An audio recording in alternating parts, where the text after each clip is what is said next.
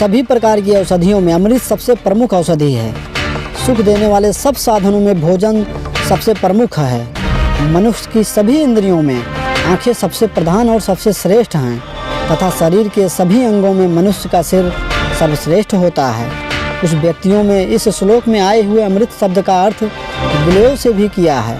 गिलोय का उपयोग अनेक रोगों के लिए किया जाता है, परंतु मूल अर्थ अमृत ही उचित है, क्योंकि अमृत भी एक प्रकार की औषधि है और अमृत से सभी को जीवन प्राप्त होता है। मनुष्य के पास धन आदि सभी सुखों के साधन हैं, परंतु जब तक वह भोजन नहीं करता तब तक उसे पूर्ण सुख प्राप्त नहीं होता। इसीलिए भोजन को सब सुखों का प्रधान माना गया है। मनुष्य अनेक इंद्रियों से युक्त है। वह सुनता है, स्पर्श करता है, चखता है, अनुभूति करता है, परंतु यदि वह देख नहीं सकता तो उसे इंद्रियों से पूर्ण सुख प्राप्त नहीं होता। इसीलिए आँखों को सब इंद्रियों में प्रधान बताया गया है। इसी प्रकार शरीर के सभी अंगों में मनुष्य का सिर प्रधान है, उसी को सभी अंगों में श्रेष्ठ माना गया है। मस्तिष्क का महत्व सब विदित है।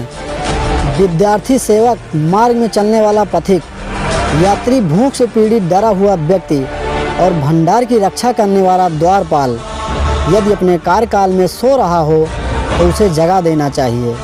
यदि विद्यार्थी सोता रहेगा तो विद्या का अभ्यास कैसे करेगा?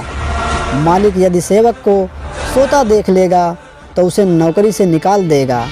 यदि यात्री रास्ते में सो जाएगा तो हो सकता है उसकी चोरी हो जाए, उसके सामान की चोरी हो जाए अथवा उसकी हत्या भी कर दी जा सकती है।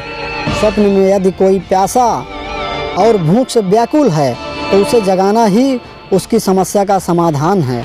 यदि बात स्वप्न में डरे हुए व्यक्ति पर हो तो उसे अवश्य जगा देना चाहिए, अन्यथा वो डरा हुआ व्यक्ति कुछ भी कर सकता है।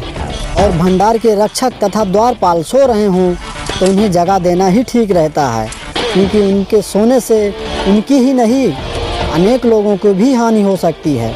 आचार्य के इस कथन को शास्त्र के उन आदेशों से जोड़कर देखना चाहिए जिनमें यह कहा गया है कि सोते हुए व्यक्ति को उठाना नहीं चाहिए।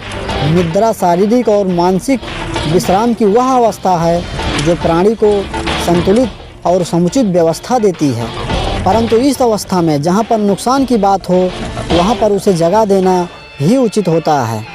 सांप, राजा, बाघ, बालक, दूसरों के कुत्ते और मूर्ख व्यक्तियों को सोते में जगाना नहीं चाहिए।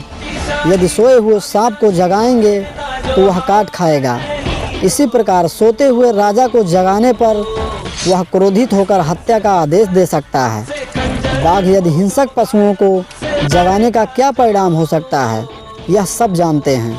सोते हुए बालक को यदि जगाएंगे तो वह मुसीबत खड़ी कर देगा।